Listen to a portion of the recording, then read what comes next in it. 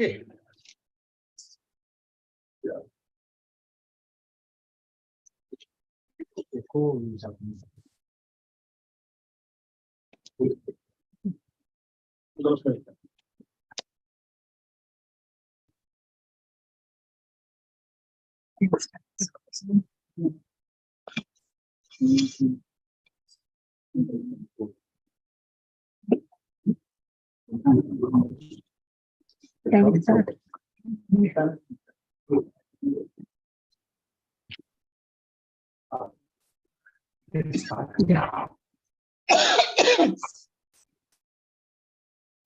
Very good evening to you all. Welcoming you all for the VMS Monday webinar series, and this is the 126th webinar. We are glad to inform you, and we are very happy to welcome you all for the. So, on commemorating the World Health Day on April 7th. So this year the theme is comprehensive healthcare for elderly. So we have 5 experts here, panelists. I just give a brief introduction, like Dr. Thirumoorthy sir and Dr. Aparna madam, Dr. Ravikesh sir, Dr. V Selvaganapathy sir, and Mrs. G Nithya. So the last 2 panelists will be joining in online. The other people are in offline here to talk about the topic today. And I also welcome our chairperson of this panel discussion, that is our HOD of Department of Psychiatry, our Kumar sir, HOD, Geriatric Unit, Department of Psychiatry, NIMHANS. He is the chairperson of this panel discussion today. Welcome you, sir. And my heartfelt welcome to the moderator of the session today is like our Mr. Jambunathan sir, who is an active senior citizen and active VMS participant. So I welcome you, sir, and I just hand over the session to you. Please, sir. Thank you. Thank you, ma'am. Thank you, Annapurni madam. So, good evening and namaste to all the panelists, and especially to the chairman of today's meeting. And see, I just like to introduce. Most of you know that World Health Organization has now become very famous. Very popular amongst all of us. World Health Organization was started on April 7th, 1948. Therefore, they every year they conduct the 7th April as the World Health Day to mark the anniversary of that organization. See, for this year, for every year they give one theme for celebration for engagement during this particular year. This year the theme is health for all. Who defines health? So, we will now just see who defines health. A state of complete physical, mental, and social well-being, and not merely the absence of disease or infirmity. This is the definition of health by World Health Organization. Our system of yoga also says that a healthy mind resides in a healthy body. Therefore, this only underscores the importance of health for any one of us. Therefore, physical and mental, social well-being of senior citizens, who constitute a minimum of 10% of population as on date in India, are of utmost importance, because such well-being only determines the quality of life of a nation. Vayomanasa Sanjeevani has been established as an outreach arm of Geriatric Department of National Institute of Health and Neurosciences, Banglaore, shortly known as NIMHANS. The team of dedicated students and volunteers and staff under the leadership of Dr. P T Sivakumar, head of the are reaching out to elders at their place of stay, like old age homes, senior citizen colonies, etc. They conduct awareness program for early detection of dementia and the methods of taking care of such patients. One more initiative is to conduct online webinars through Zoom and YouTube platforms. In these meetings, highly qualified resource persons share their experience. By attending such free programs, senior citizens like us can improve our knowledge on self-care. At present, these webinars are conducted in 3 different languages: I urge all senior citizens to attend such webinars and safeguard themselves from surprises. One important point is that such webinars, we do not any market or any endorse any product, and marketing is totally absent. We market good tips for good health. It is in this context, this evening, we are having the webinar on comprehensive health for senior citizens. It's being chaired by Dr. P T Sivakumar, Professor and Head of Geriatrics Unit of Department of Psychiatry, NIMHANS. We have today in panel 5 highly accomplished professionals from different specialties from NIMHANS and Sanjay Gandhi Institute of Trauma and Orthopedics. I shall introduce the panelists when he or she starts addressing you. Now I request Dr. P T Sivakumar to address us and express his expectations from this webinar. He may also elaborate on the various facilities to people from NIMHANS, especially the geriatrics department, which department by itself is, is not found in many of the hospitals in India. Although 10% of the people population constitute geriatrics people or people above the age of 60. Not many hospitals have geriatrics department. I request participants to raise questions if any they have after all presentations are over. They may also mention it in the chat box so that I can also raise it. Thanks for your understanding. Sir, now the floor is open for Dr. P T Sivakumar. Thank you, sir. Thank you very much, sir. Good evening, one and all. Good evening, Mr. Jamunathan, sir, for having a kind introduction and then moderating this session. My co-panelists and all the participants. So it is very, I'm very happy to note that we have already crossed 125 episodes. And today we are discussing this as a special program where we are talking about comprehensive healthcare for elderly. So whenever we talk about any health issues in elderly, I think in our country, too much of specialization and micro-specialization has happened. So a person who is seeing the right eye may not see the left eye. So that level of kind of specialization has happened. So, I request everyone to mute, and then my team to also to kind of handle that, so that only people who are speaking are kind of unmuted. So to avoid noise, to avoid disturbances. So when we say comprehensive, I think we as whether we are focusing on any particular group of disorders,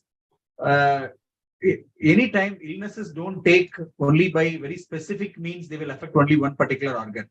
So when we say health, it has both physical and mental well-being as a important component. So any health, when we say, doesn't just only restrict with physical health conditions. It doesn't stop only to mental health. Both physical and mental health is important. Mental well-being is important. So whether it's a mental illness or whether it's about ENT or orthopedics, whatever we are talking about. Now, when we go too much into specialty, there can be multiple people who can get involved in the care of the individual.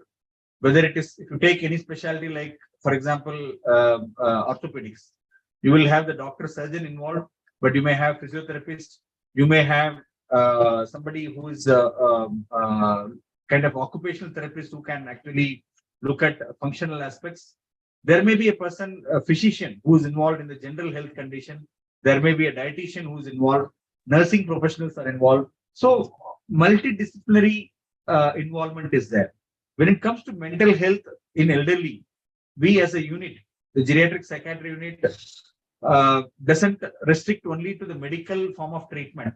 And we try to use a multidisciplinary approach.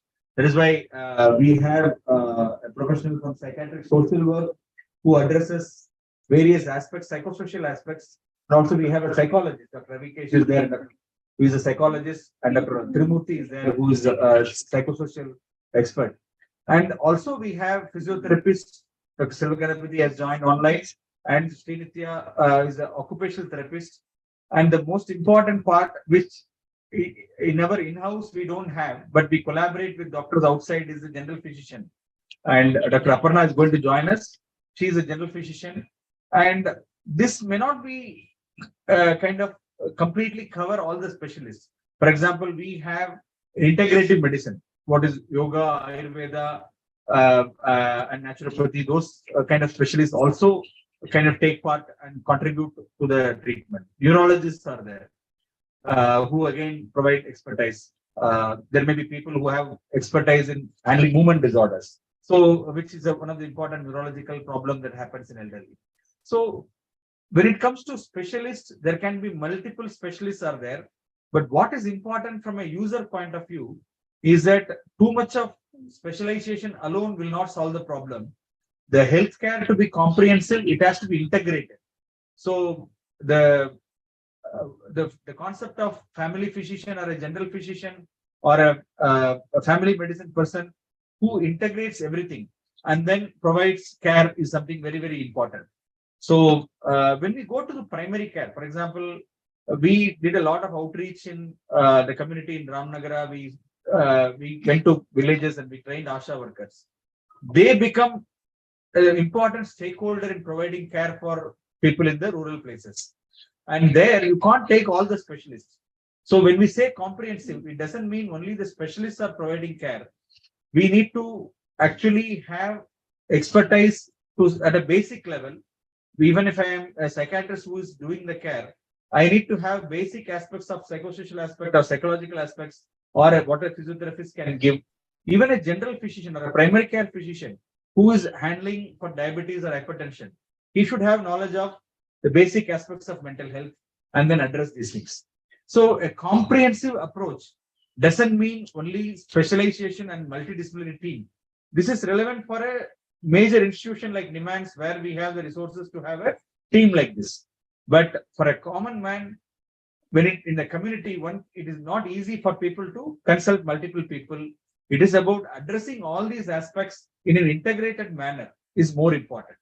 So that is where training, one of the major mandates of NIMHANS is training and capacity building. So we train people from varied backgrounds, whether it is say primary care physicians. We have an online training for dementia care diagnosis and management. So same way we train geriatric caregivers. So in giving them expertise about dementia and mental health problems. So we train other professionals like social workers, psychologists, nurses in mental health care. So thereby giving capacity building, we expect this comprehensive approach can be done even with a lesser kind of involvement of multiple specialists.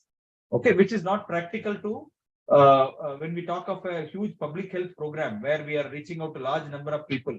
It is not possible to create multiple NIMHANS or multiple such multidisciplinary teams.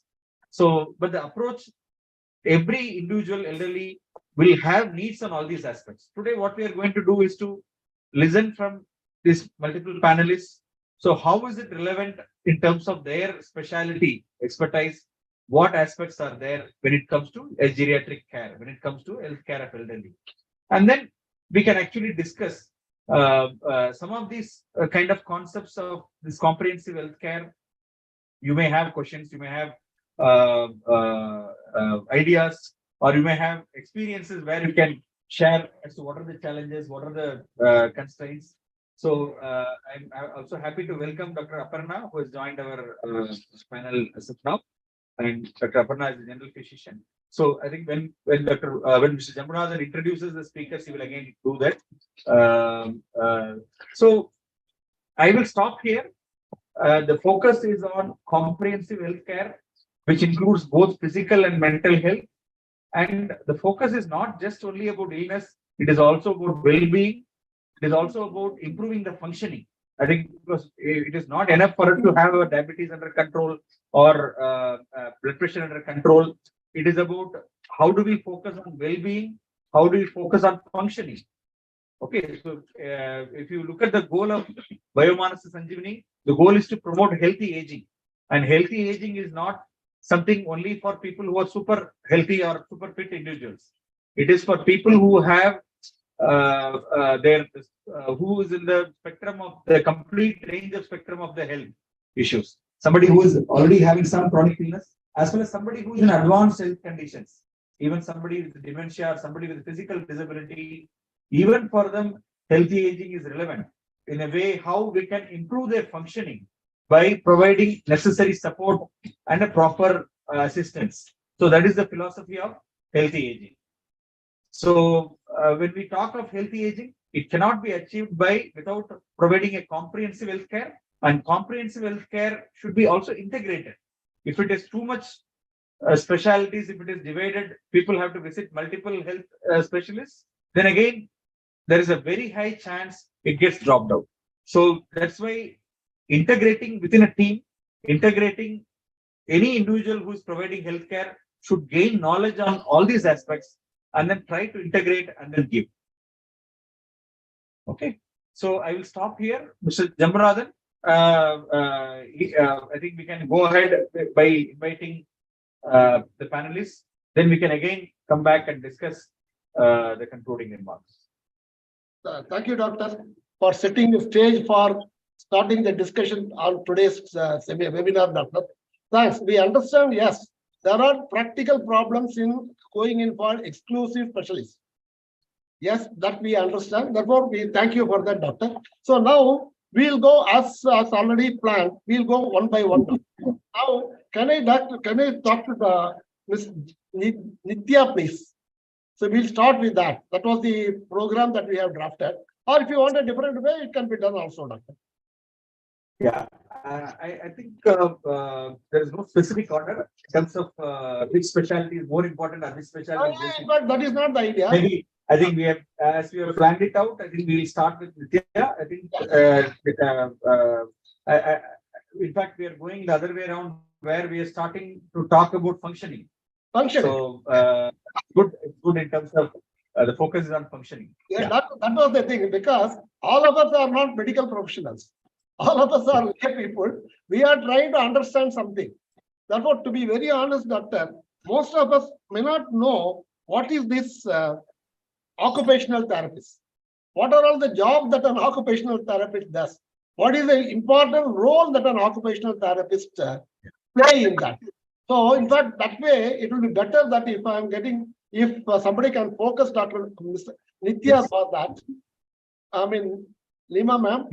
We'll start with Nithya. My request to all the panelists is to be brief so that we'll have a discussion. We'll have time for discussions so that we can just introduce the concept and then probably share our experiences in a brief manner. Yes. Yeah. Doctor, yes. I think I'm not getting. Yeah. See, in fact, there seems to be some problem with. Madam, Nithya is available, sir. She will start. Okay.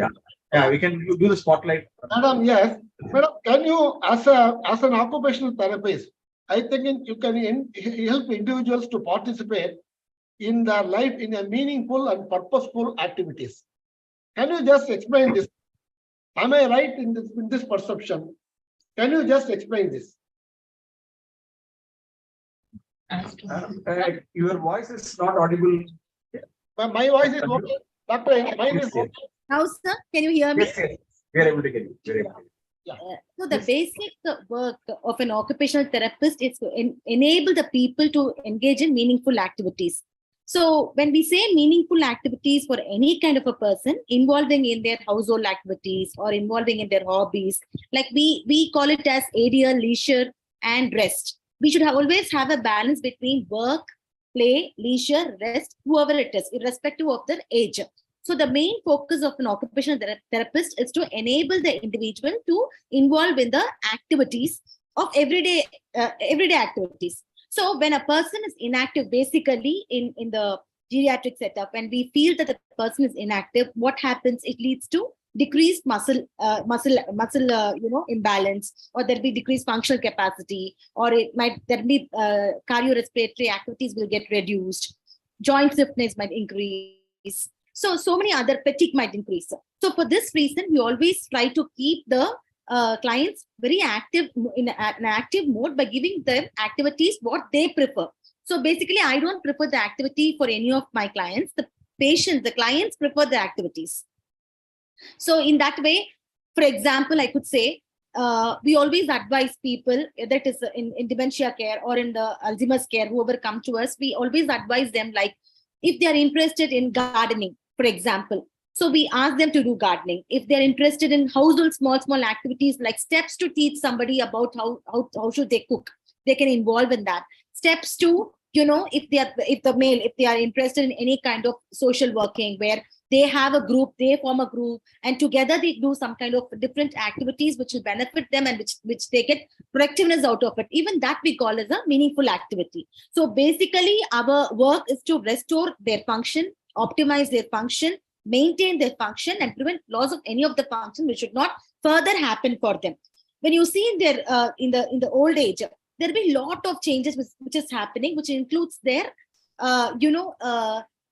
the transition stage will be there, where for some there might be they have to stay alone, where there is no company. Some might not have the wife with them. Maybe the wife has passed away, they are alone there at home. Or for some, there is no children are abroad and they stay alone at home. These kind of people have a lot of chances that they go into depression. So when we see all this scenario, what we suggest is, we want the people to engage in meaningful activities which will help them not to go into that kind of a stage. So always when they're active doing these kind of work, like as I already said, whether it is gardening or it is just simple work of folding the clothes at home, or simple cooking at home, or simple vegetable cutting at home, these all comes under meaningful activities, where this is going to help the household purpose and also the mind which gets involved with the activities. So they don't have any other thoughts of any depression, feeling of loneliness, frail things that they have in their mind. So these kind of things can be avoided. So that is why our focus mainly is on meaningful activities. And sometimes in a hospital setup or in the areas where we go and work, we do give different kind of other activities, like puzzle activities, for example, for them to cognitively work on with that. Or it can be a simple games. There are a lot of technology which has come now. We will be talking later. So simple game kind of an activity, or productive making of joining a group, and productive making of some collage activities or painting activities, whichever they are interested in. So these kind of things also simultaneously we do for the clients, so that not only this particular part at home, but also the leisure activities they get involved in. So basically, primarily we feel that when a person is involved in meaningful activities, they don't get into any kind of depression, or they don't have that sense of loneliness. So to avoid these things, we try to put them in activities also to improve their activities of daily living, which means they have to be independent in dressing or in bathing, whatever they are doing, we want them to be independent. So to avoid that fatigueness or, that lazy things that happens during the old age, to avoid that, we put them into the meaningful activities. Thank you, Doctor. Now I understand that when a person is not able to do a routine activity by themselves, or due to some depression or something like that, some kind of a thing, then these people approach you for their treatment. Therefore, you train them in that. Probably you also give some medication to them. Probably those medications are given by the doctors other doctors who are attending. You take care of them in that aspect. Can you just briefly tell me any new technology that has come into this field, madam? Sir, there are a lot of new technology which has come in, which I can just point out to you. Like there is something called Dexteria app. You can also, whoever is interested can also find in your mobiles. There's something called Dexteria app, which improves your fine motor skills as well as your coordination skills. I could say that one. And, we have in that Dexteria app itself, we have something called piano tiles game. Can you put it in the chat? Madam, can you put that? Balance of we give that kind of activities, and there's something called which includes rehab itself. So mainly for Parkinson's disease and all that, we try to give this coach app, which is a stroke patients, which helps a lot. And we have you specifically for the senior citizens, like that is mainly for spatial reasoning. Reasoning, for example, I could say if to wear the shoes, they can have a trial of wearing the shoes properly. Yes, madam, see, that is the request, and I also request you, these apps that you have spoken, probably there was some kind of internet failure. Can you just type them in the chat box so that all the participants will be benefited of those apps? Therefore, I think most of these apps, I think they can individually start working on that. So because it is an app. I think so. If my understanding is correct, kindly confirm it, madam. So thanks for your support, madam. Thank you very much. I think Nithya, you can add those details in the chat box. Maybe we can come back for discussion. So I think. I'm so sorry, sir. Got disconnected. Network connectivity issues there. But I think you have emphasized on functional aspects like how activities of daily living is important, and the role of occupational therapists are there in many such chronic disorders, whether it is a physical health disorder or conditions like dementia. And there are, I think, one of the key issues in elderly is that functioning is impaired in many of the serious conditions. So, and functioning is also important in terms of further preventing disability.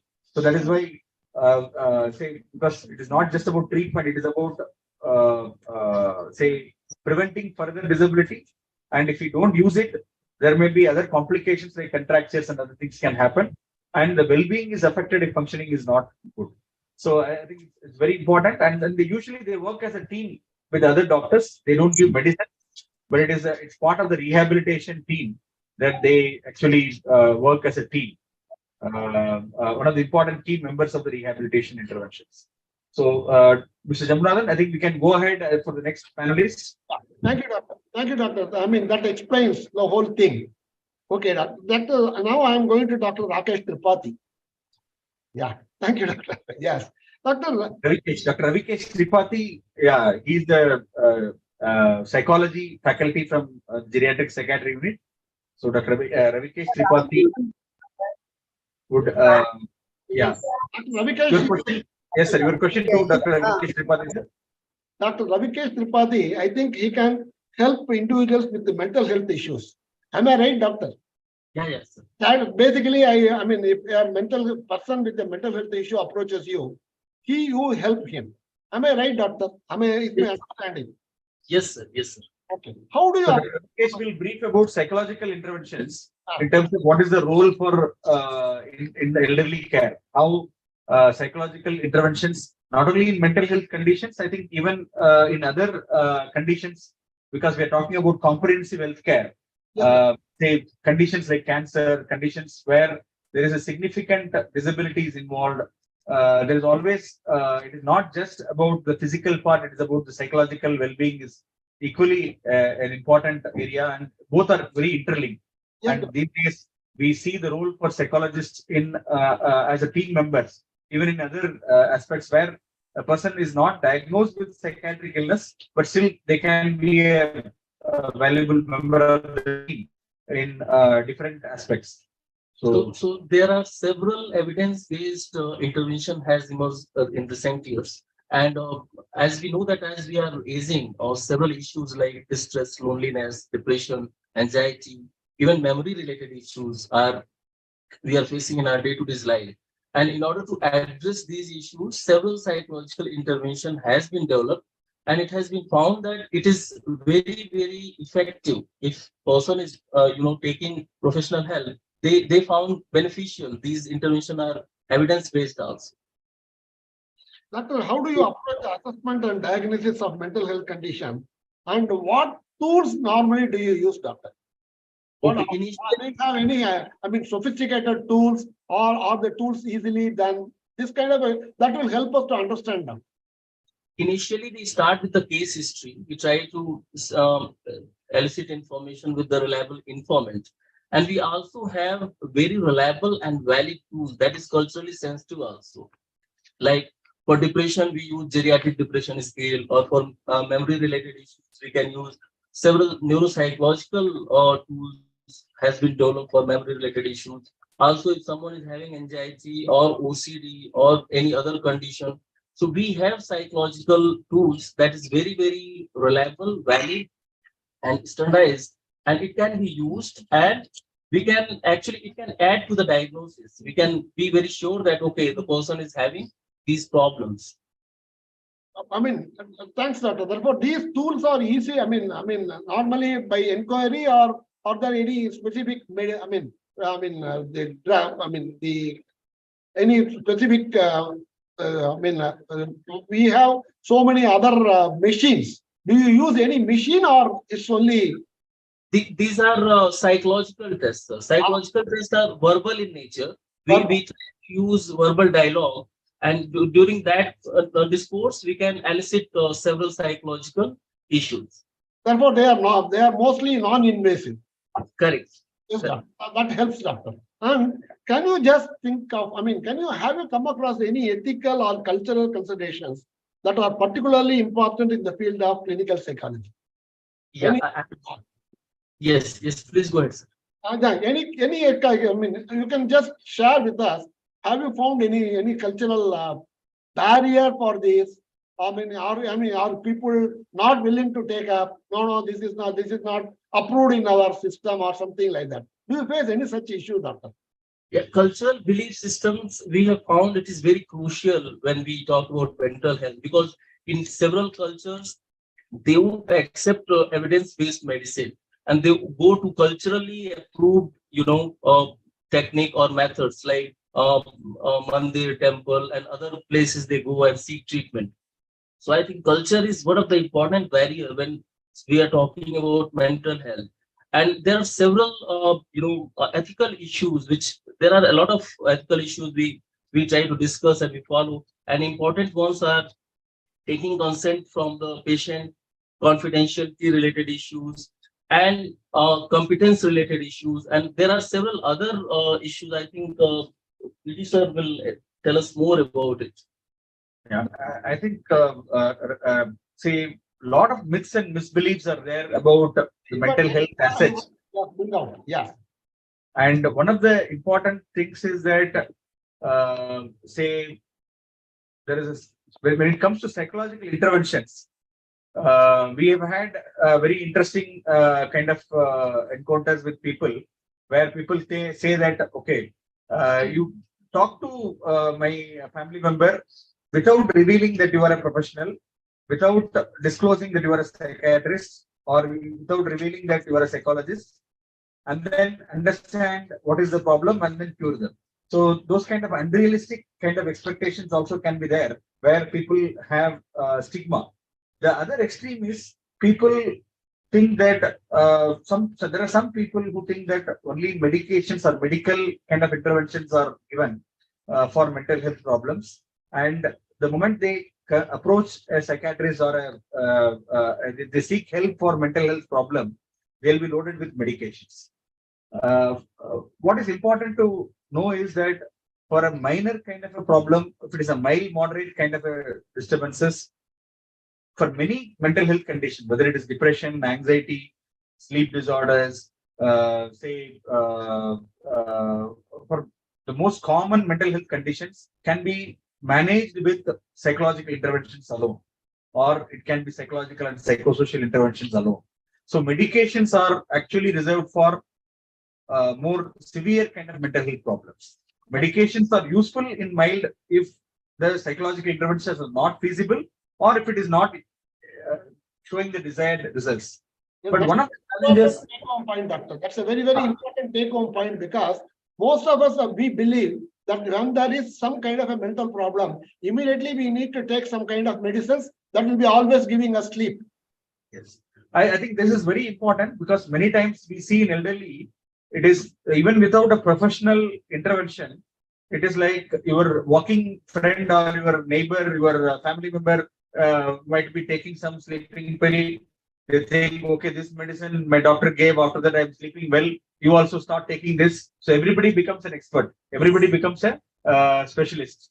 So then that leads to a lot of iatrogenic, what we call as drug-induced problem by itself, because the moment some of the medicines are stopped or started, you cannot discontinue it simply just like that.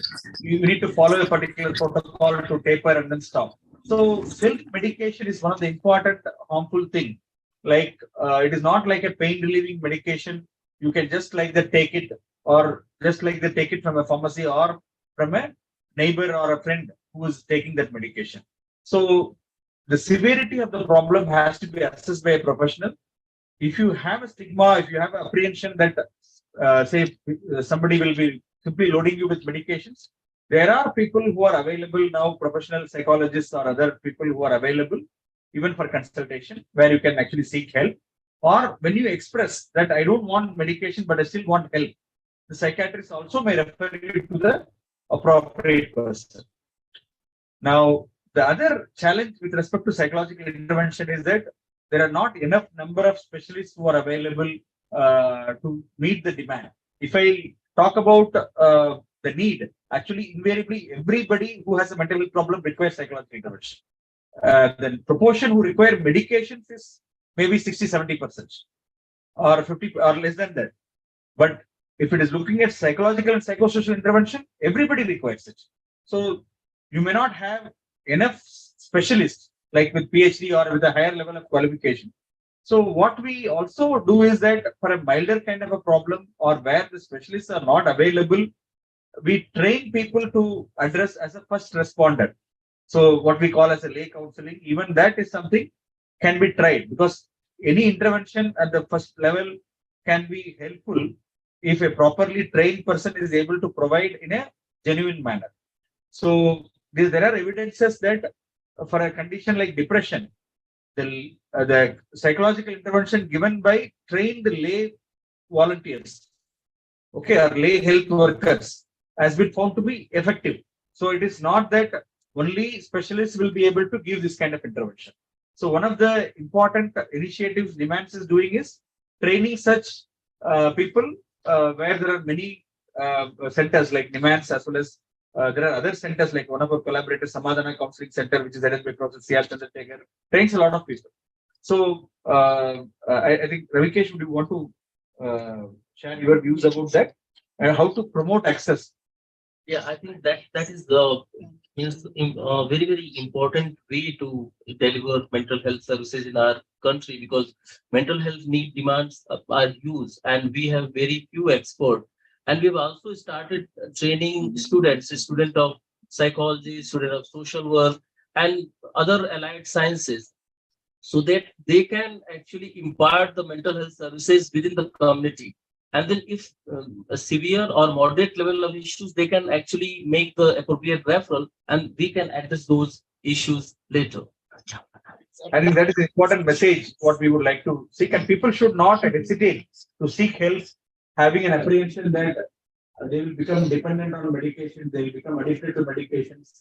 So you can exercise your choice. When it says comprehensive healthcare, it is the person being aware of their rights, aware of their preferences. They can actually seek help, and then the doctor can guide them appropriately. So that is the message what we would like to share. Thank you, doctor, for that message. Supposing people like to know who are the, such trained people in their area of operation, who will be the contact point for knowing that? Doctor, will NIMHANS be able to give us any idea about that, doctor? Any support on that? Supposing I live in a far off place. I am not. I have some mental issue. I have somebody in my house who has some mental issues. Supposing I don't want to immediately rush to NIMHANS. I just want a local. See, can you just provide who are all the locally available resources on that? Do you have any? I think people who are able to access information by Google, by search online, there are several such websites providing guidance on people who are offering such services. NIMHANS also has information about these services. People usually, when people seek help here, we do refer to people who are trained with us, where they can get the help locally across India.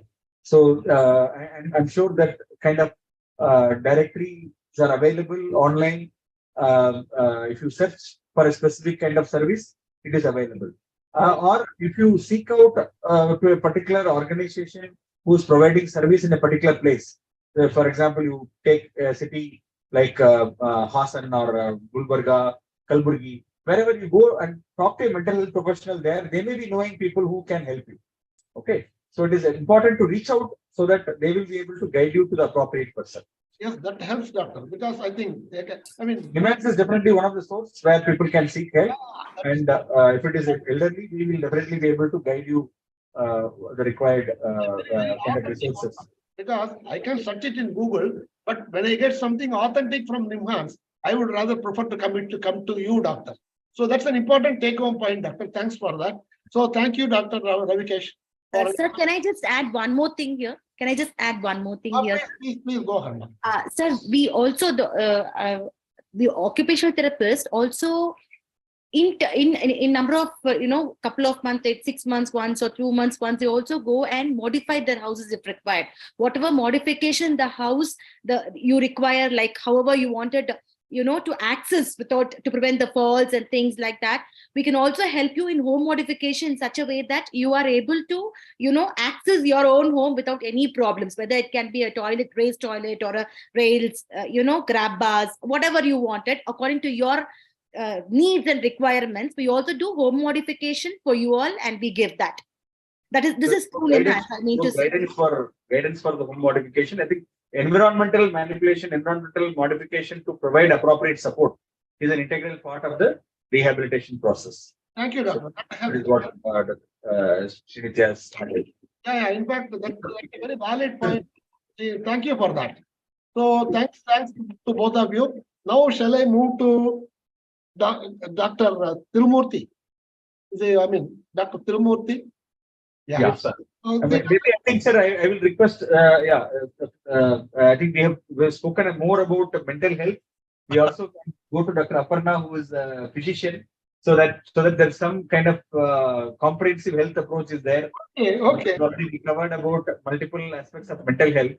So I can take the permission of you so that we can involve, so that some variety is there. So it doesn't become monotonous.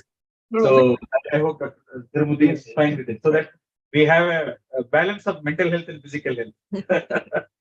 Yes, thank you, doctor. Thank you, doctor. So it is. See, Dr. Aparna is there to talk about physical health issues, and as general physician. So I think it may be good to kind of go to the physical health part, then again come back to mental health. General medicine. Doctor, good evening, Dr. Aparna. See, Dr. Aparna, senior medical practitioner. See, in fact, she should be the linking factor for this seminar, because everything starts only from general medicine. See, those are all the days we first go to a general medicine for anything. Even if the toothache is there, we go to general medicine, and general medicine, that doctor says, no, you go to a dentist, then only we used to go to a dentist. That was the time in our days. But today, I think, as doctor was mentioning, for the left eye, we have to go to one doctor. For the right eye, we have to go to another doctor. But anyway, we will come back to you, doctor. As an assistant professor in the Department of General Medicine, I think you can provide care for adults with a wide range of health concerns. Am I right, doctor? Because any type of health concern, I think you are the person. You are the go person for that. Am I right, doctor? Right, sir. You're right. So she affects the person as a whole. Yes. Maybe I think Dr. Aparna can share about the comprehensive approach to the healthcare of elderly. When it's because I think even one of the major challenges, even for mental health, is to identify people who have problems. Because it's not that people have good awareness and they themselves seek out problem at a minor level. I think general physicians have a good advantage of actually recognizing problems of multiple specialties quite early. So I think they are involved in chronic care for many conditions. Can you throw a light on as to what is the comprehensive approach? That is going to be my next question, doctor. In fact, what are the most common health concerns that you see in your practice, and how do you approach treatment for each one of them? This is exactly the query I was having in my mind. What is the common? I mean, you are such an experienced person. You would have seen many people. So, some challenges, some aspects you can share. Yeah, any challenges? Who comes to my outpatient or gets to see me is a challenge, definitely. From the vast from so many years of my experience. First and foremost, the most common illnesses, diabetes, hypertension, heart problems, even the mental health and neurological illnesses, they all come to us for follow-up, especially because the super specialists would have treated them and they have guided them to come to us. The most common problem I face with those people is like they won't come with their whole data. They come just walking without the previous records. They don't have the prescriptions in a proper arranged order. Some of them, not everyone, some of them do have with a accompanying person, and they tell, I know these things. From here, you please take me. Those patients we really appreciate, and we want others also to follow that. So this is one of the challenges. And the other set I get is that all the investigations are normal. They come with vague ailments. I think they may fit into neurology or psychiatry issues. They may need further evaluation. They're also a challenge to us for us to treat. We do take the help of our super specialists regarding this. So these are the things I come across in my own. Thank you, doctor. Therefore, the take-home point for us is that for we senior citizens is that better arrange our medical records. Definitely. Yes, better be arrange our medical records. If you're seeing a new doctor, definitely, and they are encountering each other for the first time, and definitely the previous records and all will definitely help them to reduce your time, and your further management also is much easier. That is, thank you, doctor. Therefore, we will take this as the, take message that we will organize our medical records and make it in a presentable form so that any doctor, even the old doctor who treats us, he immediately, very much required. yes, he is very comfortable in treating. So, doctor's comfort is very much needed for that. Thank you, doctor. Doctor's comfort is mostly the patient's comfort. The treatment immediately starts. If it is an emergency problem, then the treatment delay is reduced, and the person whose exact diagnosis has to be made, unnecessary investigations are avoided, then the expenditure is also reduced. Actually, the whole of patient's benefit. The doctor is doing the same work, so it doesn't. No, doctor, I didn't mean that. What I'm saying. From a patient's perspective, everything will be quicker and faster and Exactly, doctor. And doctor will be doing it in a very, very confident organized manner. Yes. Organized manner, and doctor is sure that what he or she is doing. That gives lots of confidence to them to treat the patient, doctor. That's what I meant. Doctor, Sure. how do you, help patients understand the importance of lifestyle factors such as diet and exercise in maintaining good health? See, Definitely. They would, especially our elderly senior citizens, they know better than us, and they have had a healthy food in their adulthood compared to ours. The diet were good. So now I think if they follow the same and a little modification as per their ailments, especially for diabetes or heart failure, a little restriction in the fluid and salt and diabetic diet, if they try to follow, it will be good. And along with that, exercise is quite very important. As one ager, they tend it is not required, but it is definitely required to maintain physiological and mental well-being. Yes, doctor. So therefore, your importance, as a general physician, you say that people have to maintain their exercise. People have to do their exercises. People have to maintain their lifestyle. They have to eat correctly. So these are all the things, and they need to perhaps follow the correct sleep hygiene, etc. But this will definitely keep them away from the doctor, rather than taking an apple a day. Disorder lifestyle is an important component, and so yes, that lifestyle, because it saves so much of that time, and for you also, it is also you can really see more chronic people than normal people, doctor. Thank you very much, doctor. Would you like to say any other thing, doctor? Yeah, I think we'll come back so that we otherwise will run out of time, and we have two more panelists to speak. So maybe now we can go to Dr. Thirumoorthy briefly. I think I would emphasize on the point what Dr. Aparna mentioned about say people think that I have consulted one specialist and I'm going to another specialist. The other thing is not important. So maintaining a health dairy is very, very important, and sharing this information in a very simple manner. I think each one of us, because the time available for a consultation, for a normal clinical consultation, many places it is 5-10 minutes. If you get 5-10 minutes, it's actually a good luxury. Many places it will not be even that much. You go to a primary health doctor, the average time the doctor spends is 2 minutes, 3 minutes.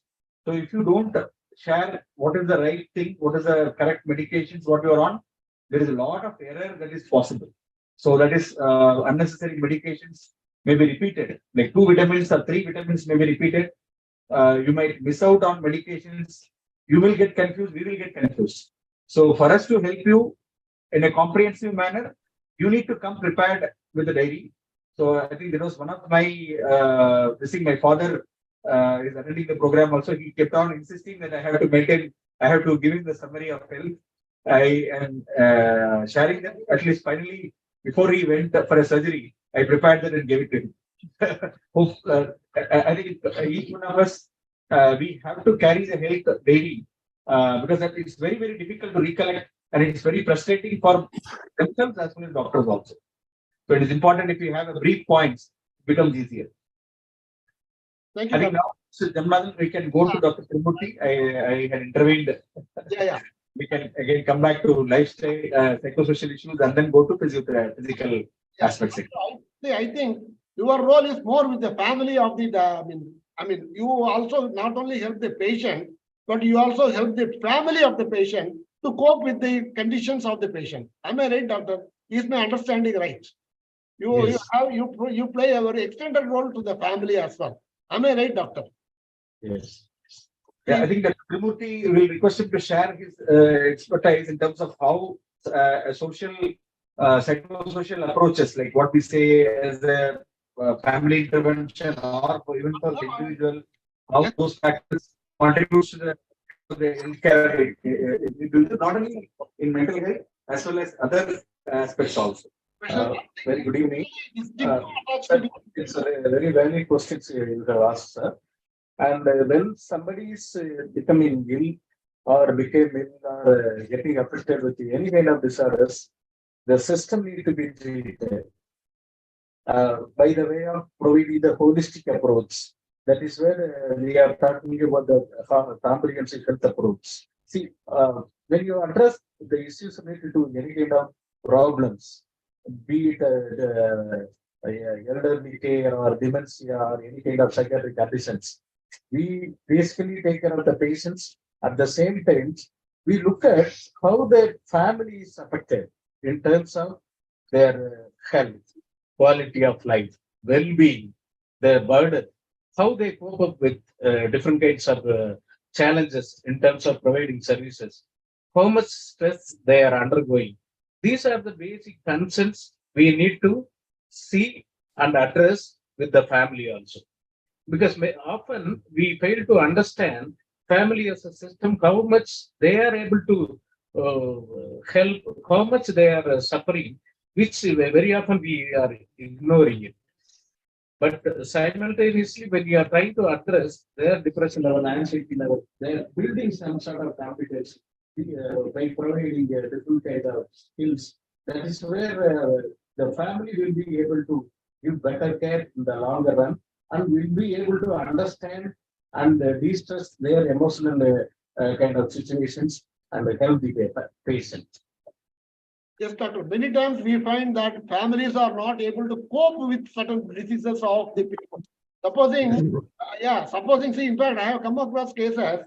Supposing the spouse goes for the treatment of the treatment, and supposing the doctor says that the spouse is having cancer, we do not know how to communicate it.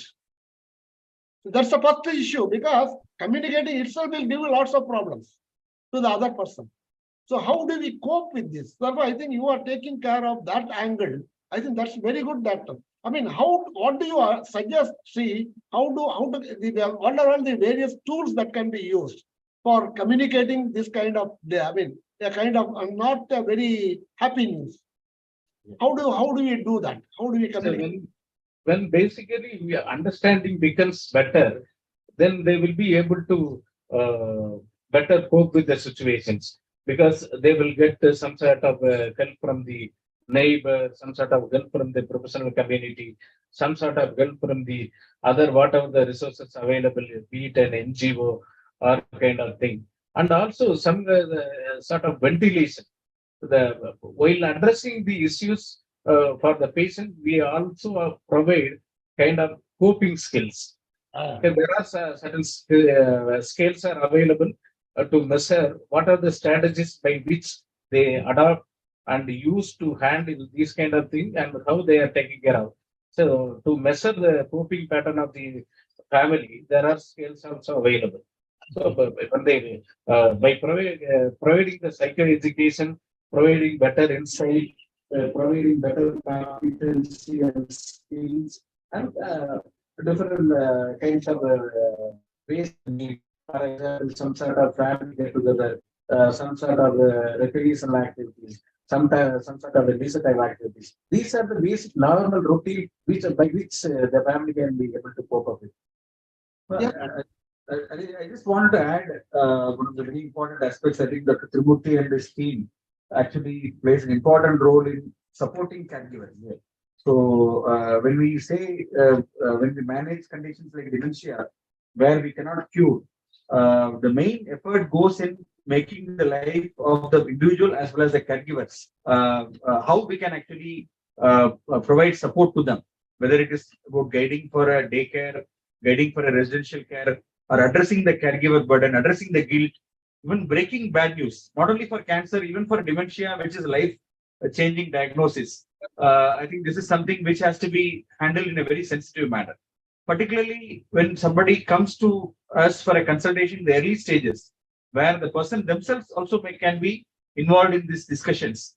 And in our culture, there is a lot of such myths and misbeliefs that a person who will go to a cancer hospital and take treatment, and there will be a big board that there's a person is coming to a cancer center and taking treatment, getting operated, getting chemotherapy, but everybody in the family will tell that doctor not to reveal the word of cancer. You please, they'll tell in a very husky voice, they'll tell, don't talk that word. We don't discuss that. And when we see a person who is educated, and then even a person who's not educated, when they come and see the people, what kind of treatment is given, what is the place, they know that they have a problem. They know this is the kind of, it's a serious issue, but they don't get opportunity to discuss these things and then kind of plan their life ahead and also help address their distress. So because it is kind of avoided, there is a belief that by avoiding these discussions, we protect them, which is actually not correct. By allowing them to face these issues and then cope up with these issues, it will bring in a much more kind of closure to them, and a well-being can be supported. And I give an example where recently one of our known person actually passed away due to cancer, and there was a lot of struggle going on for 2 years, but there was no discussion about what happens after that person, because we know it is inevitable. Almost for 6 months to 1 year, we know it is not something going to be curable. But what happens? What about the financial affairs? What about the issues in terms of what is his preferences? All those things don't get discussed because there is no team approach where somebody is not addressing these aspects. So that's where the social work plays an integral role, even in conditions with chronic physical illnesses, not only mental health issues. There are requirement, and doctors may not have time to do these things, and it is not required also. We need to have a team approach where somebody is sensitive and trained enough to address these aspects. So without that, what happens when the inevitable thing happens? The caregivers are left totally unprepared in terms of what is going to happen. So that adds to the misery. But when you had time, when sudden death, it is not possible. But when you deal with the chronic conditions, we need to involve the family to understand the implications and face these things properly, both the individual as well as the family. Yeah, that's very good, doctor. But I mean, again, he also trains some social workers on this, doctor, or only we need to approach a doctor. No, I think our team is actually involved in training. A lot of other social workers also come and train. And again, because when it comes to mental health, we don't have enough experts. So we train a lot of people in these aspects. That's why we run training courses for social workers, psychologists, nursing.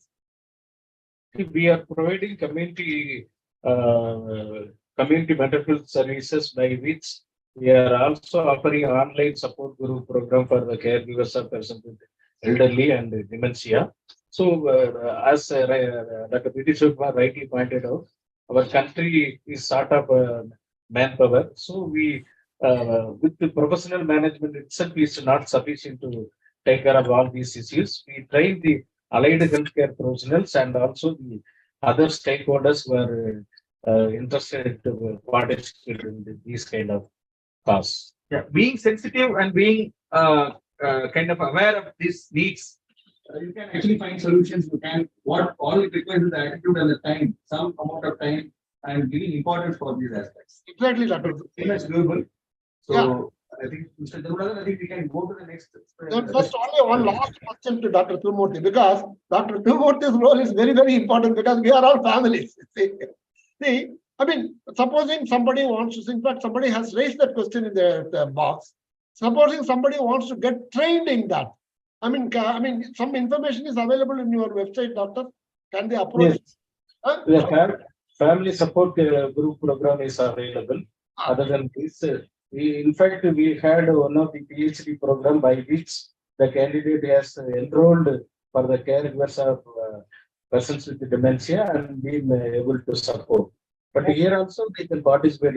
I think they can reach out to our VMS demands. VMS, there is no contact details. We will give information, required information from our team. Such training opportunities. Oh, that helps, doctor. That helps. That was my last question, doctor. Thank you. Thank you. I mean, we need more Dr. Thirumoorthys. Yes, thank you. Thank you. So, shall we go to Dr. Pichota? I mean, Dr. Selvaganapathy is there. I think he is our fall expert. In fact, we have kept him in the last for one very good reason. In the sense that, see, most common disorder that we come across is falls. And the senior citizens, anybody you hear, sir, that fellow has fallen, this man has fallen, this lady has fallen. So this kind of a thing. I understand Dr. Dr. Selvaganapathy has done lots of work on prevention of falls. And he is an expert in that. Doctor, I mean, as a can I just ask you one question, doctor? As a physiotherapist, you can help individuals to recover from injuries or manage chronic conditions through exercise, movement, and manual therapy. Am I right, doctor? Am I right in my perception? Yeah. So also we can add up, like even physiotherapists are involved in preventive healthcare aspects. See what all the things we mentioned about dementia. Even I think the general physician has mentioned about diabetes, hypertension. So all these things can be prevented to some extent with regular exercises, like aerobic exercises as well. So nowadays this is the new the fitness aspect of it, fit elderly, or even the healthy aging. For that, the physiotherapist also contributes. For that, this elder need not to have some ailments which is been addressed by physiotherapist. So they even play a role in preventive, preventing some conditions, or maintaining it, or that sort of thing. But as you rightly said, that we do use exercises, some manual therapy, some educations. So off lately, even human behavior change techniques, because this is something a new thing introduced in physiotherapy. Because even when you advise exercises, the compliance is the problem. Like how they are able to follow this exercise regularly.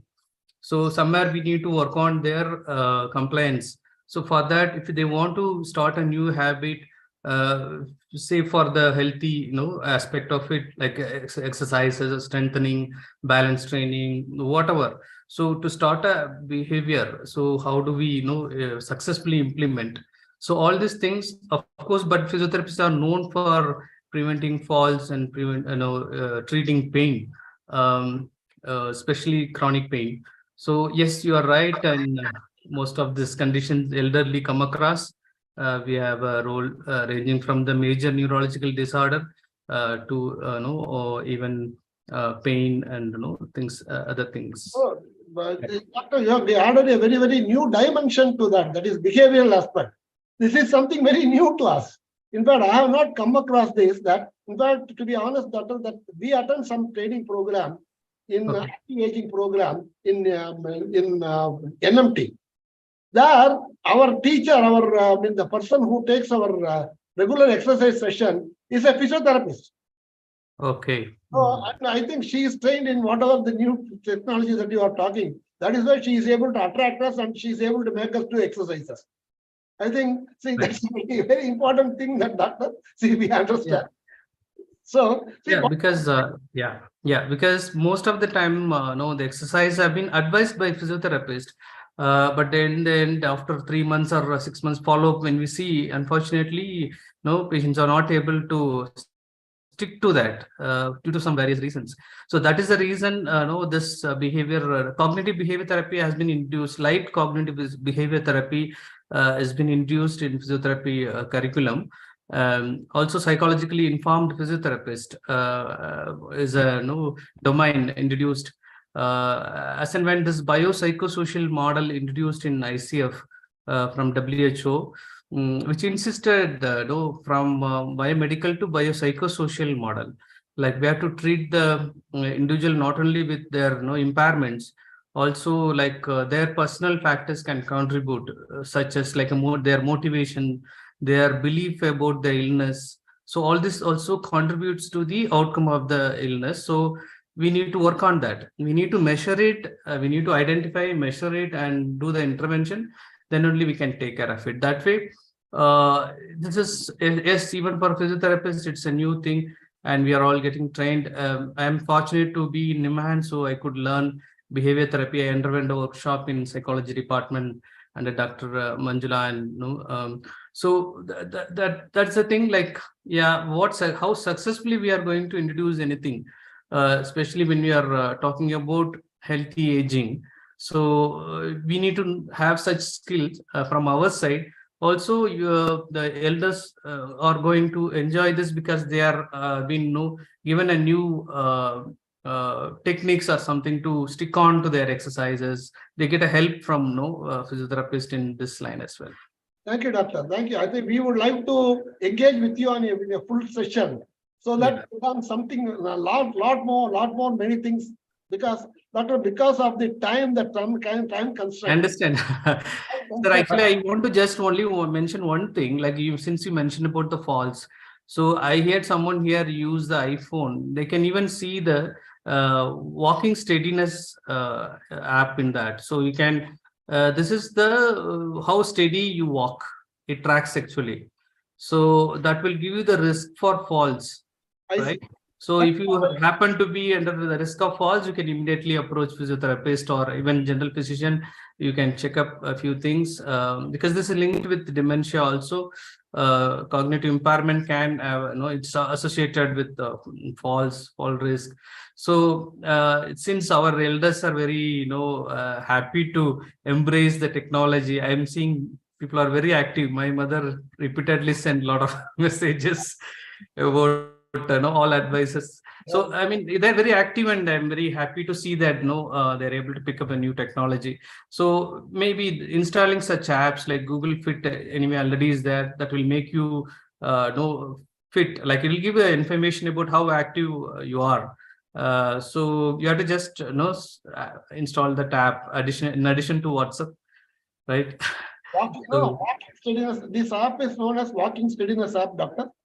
Yeah, if you have an iPhone, there is a walking steadiness. It's actually a sophisticated thing. Like I think similar apps may be available for other platforms also, Dr. Selvaganapathy. I think most of these things now are available across platforms, across devices. I think they may have their own names and they may have their own. I think many of these smartwatches and things like that may have this kind of additional apps which can be used. So I think it is not just exclusive to one particular platform or one particular brand. It is there. So I think what Dr. Selvaganapathy, also other panelists have highlighted today is not something which is only for people who have problems. All these specialists are useful. It is also about the role in prevention, whether it is mental health issue in terms of psychological well-being, psychological stress, what they face, or other family issues, or a psychosocial problems, or a chronic medical conditions like diabetes, hypertension, or even the lifestyle, the role of lifestyle, what you had addressed. Many of these things are equally relevant, whether it's even physiotherapy and occupational therapy has a relevance in prevention and promotion, like preventing disability and promoting well-being is important. So you may go for one health problem, but for example, you may go for an orthopedic problem. By improving your mobility and by improving your functioning, you can actually prevent depression. So it is about there's a lot of interlinking is there. It is not just, for example, somebody undergoes a knee replacement surgery. If just the surgery is done and left it, the rehabilitation process is not good, the outcome is not going to be very well. And then that if that doesn't happen, then they get into a stress that they've invested so much, they've gone through a lot of pain, they've gone through a lot of burden, and then the results are not good. It leads to depression. Again, it increases the risk for depression. So that is where a comprehensive approach is required, wherein this is a sample of specialties what we have today. We can't have, because I think we are not saying that this is only 5. And there are so many things like, for example, we didn't have integrative medicine person today, dietitian we didn't have today, but all these aspects are important. It doesn't mean to scare elderly that you have to see dietitian as a specialist or a physiotherapist as a specialist. Every individual specialist you need to see. But when you have a disorder, you need to see whether these aspects are being considered or not. If, for example, some setup which gives this kind of a holistic approach, if we're able to afford that, that's well and good. But institutions like us are actually trying to see how we can translate this to a level where somebody who's a nurse who can be trained on all these aspects, and then care can be given by less trained specialists in a holistic manner. So, and as Dr. Selvaganapathy told, like one specialist getting trained in other aspects again is also happening, because we all are realizing that it's not only about one specialty which can address everything.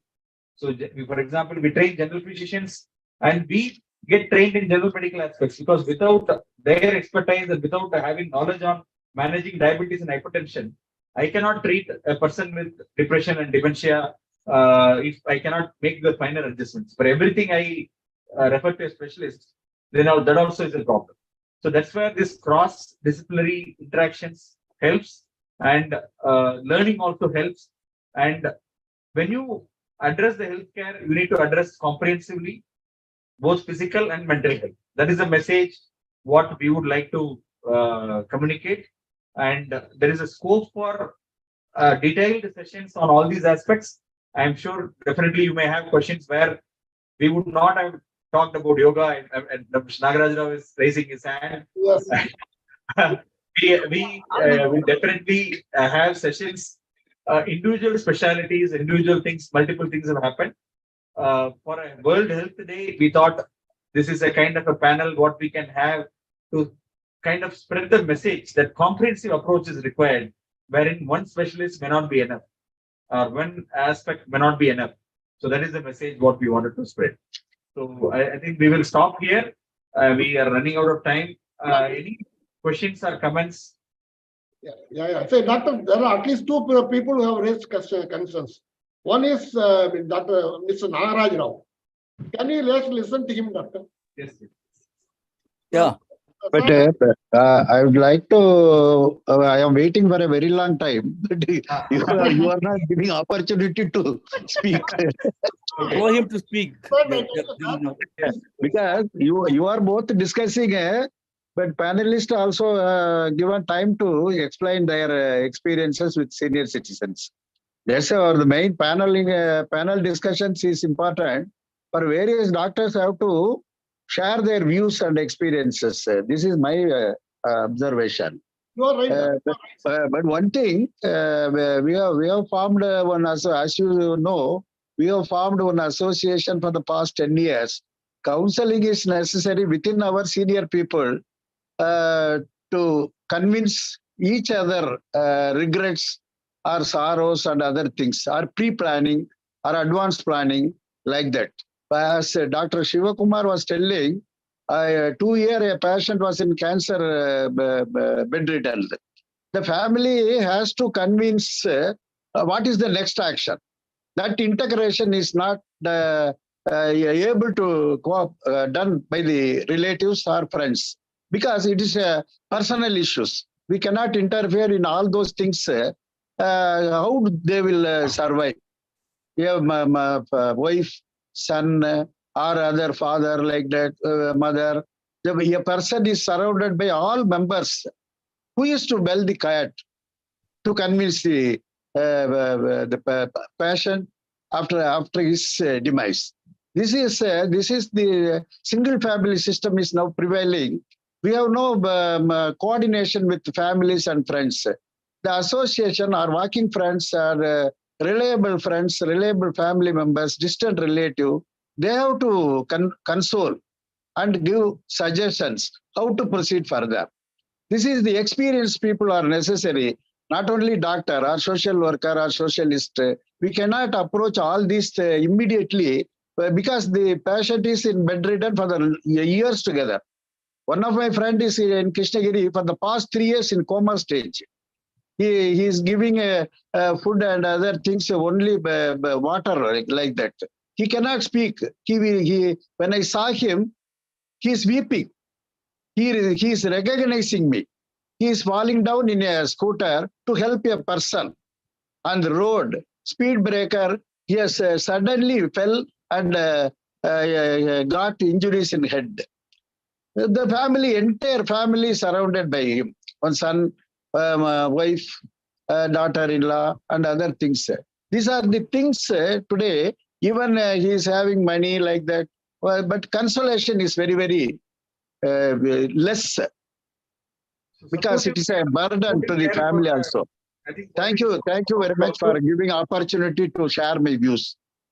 I think palliative care and supportive kind of sessions for the caregivers and the family members is something like it is difficult to address these things when the treating team doesn't initiate these things. It is very often difficult for the family and friends to initiate these things. I think these things have to be integrated within the health system, where it is easier for them to raise these things.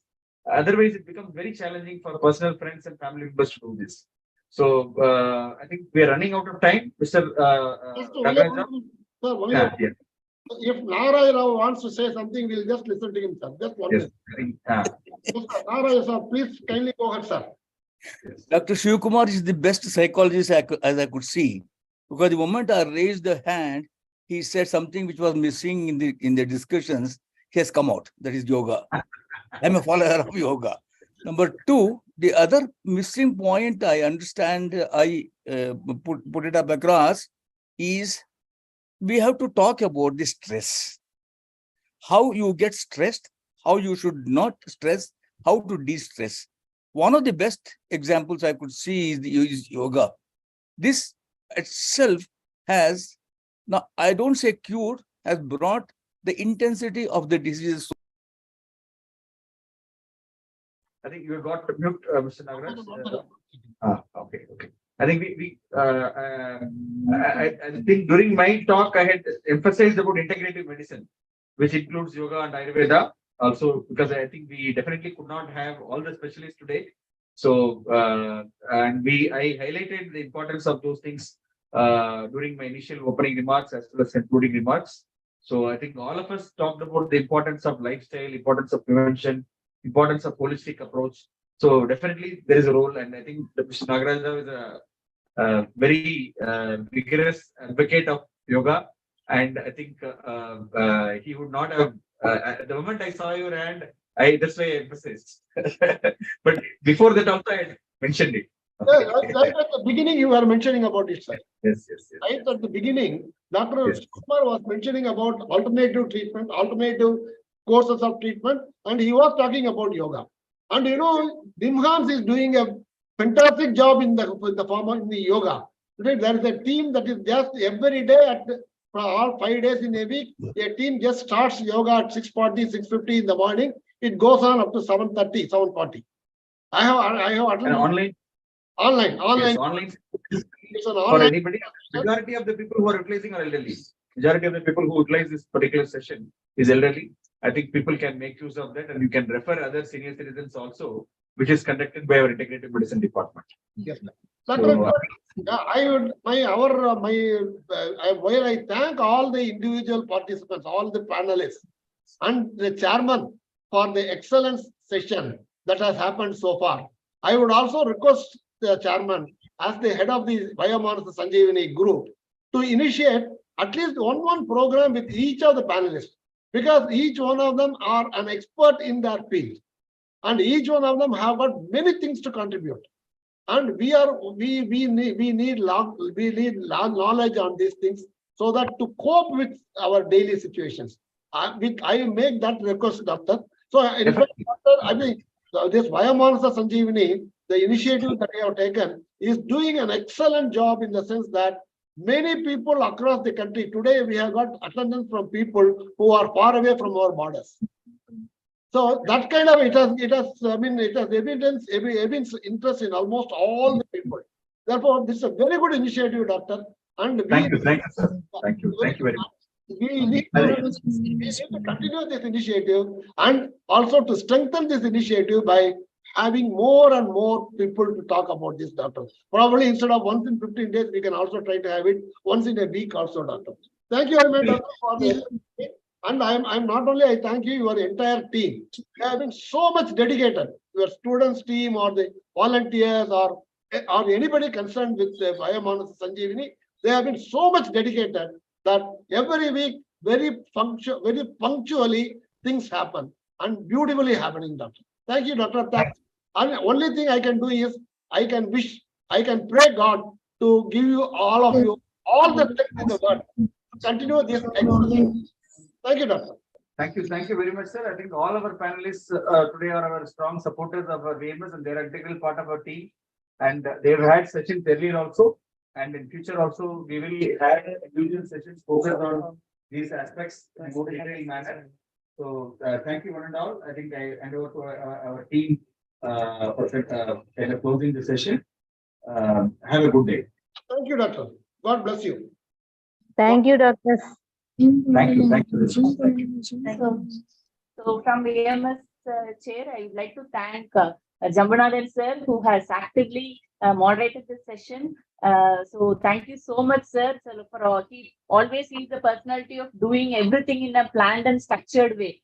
So for this panel discussion also, we have informed him, and he has just worked for it, and he has beautifully moderated the session. Thank you so much, sir. I would like to thank all the panelists of today's session who have spent their valuable time with us and shared their experience with us. Thank you all. And my special thanks to our HOD, Dr. P T Sivakumar sir, HOD, Geriatric Psychiatric Unit, Department of Psychiatry, who always focus on multidisciplinary team. So thank you so much, sir, for arranging this session and just sharing this session also. Thank you so much, sir. I will also extend my thank to all our YouTube and Zoom participants. And I also request you all to support VMS webinars, which will be continuing for the next sessions also. So please support us and encourage us and participate with us. Thank you all for the participants also. And my special thanks to our partners, that is VMS partners, that is Government of Karnataka, Indian Psychiatric Society Karnataka Chapter, Karnataka Legal Service Authority, Bangalore Apartment Federation, Happy 60+, Samadhana Counseling Center, and REZ Foundation. Thank you all. Have a good evening. Good evening. Good evening.